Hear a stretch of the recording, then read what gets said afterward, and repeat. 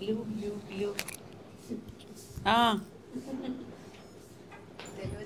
అదే అదే ఏంటి వాణి నీ స్టోరీ?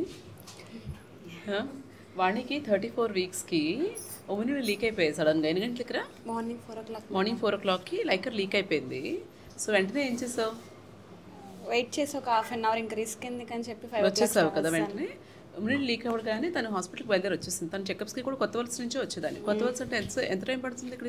1 hour పైన పడుతుంది. 1 hour పైన పడుతుంది. అక్కడ నుంచి చెకప్స్కి వచ్చేది చక్కగా ఉమ్మిడి లీక్ అవ్వగానే వెంటనే బయలుదేరి వచ్చేసింది. ఎందుకు చెప్తున్నానంటే మామూలుగా ఇన్స్టాగ్రామ్లో రీల్స్ చూస్తున్నప్పుడు నేను ఒక రీల్ చూశాను రా.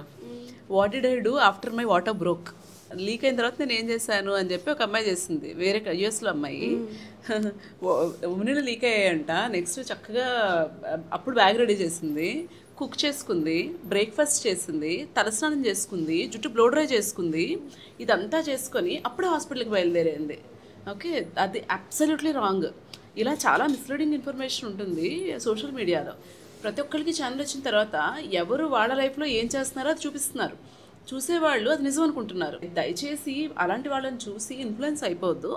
ఉమ్మినీళ్ళు లీక్ అవ్వగానే ఫస్ట్ చూసుకోవాల్సింది ఏంటంటే ఉమ్మినీళ్ళ కలర్ ఎట్లా ఉంది అన్నది. ఉమ్మినీళ్ళు చక్కగా కొబ్బరి నీడలాగా ఉంటాయి, అది నార్మల్. ఎప్పుడైతే ఎల్లోగా కానీ గ్రీన్ కానీ అనిపిస్తుందో అది నార్మల్ కాదు. ఓకే, అండ్ ఉమ్మినీళ్ళు లీక్ అయిన తర్వాత ఒక్కొక్కసారి దాంతోపాటు పేక్ కూడా కిందకి జారేసుకుంటుంది. సో లీక్ అవ్వగానే ఇగ్నోర్ చేయకుండా వెంటనే మీరు హాస్పిటల్కి బయలుదేరి రావాలి తప్పితే ఇలా ఇల్లు సర్దుకోవడాలు, బ్యాగులు అప్పుడు సర్దుకోవడాలు, తలస్నానాలు చేయడాలు, తినడాలు ఇలాంటివి చేయకండి. ఎందుకంటే ఎమర్జెన్సీ సర్జరీ అవసరమైతే కనుక మీరు ఖాళీ కడుపుతో వస్తేనే హెల్ప్ అవుతుంది. And baby condition first assess చేసుకోవాలి. బేబీ హార్ట్ బీట్ అది ఎట్లా ఉంది, స్టేబుల్గా ఉందా లేదా, ఇవన్నీ చెక్ చేసుకోవాలి.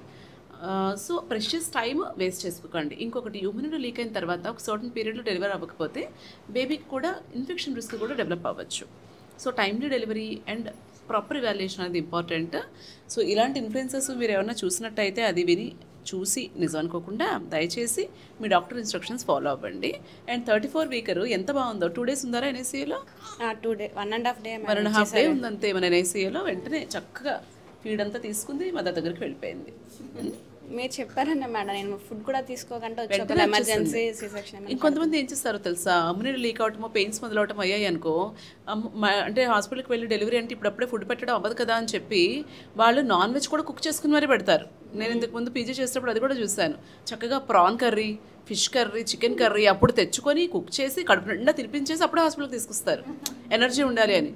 But that is not right practice.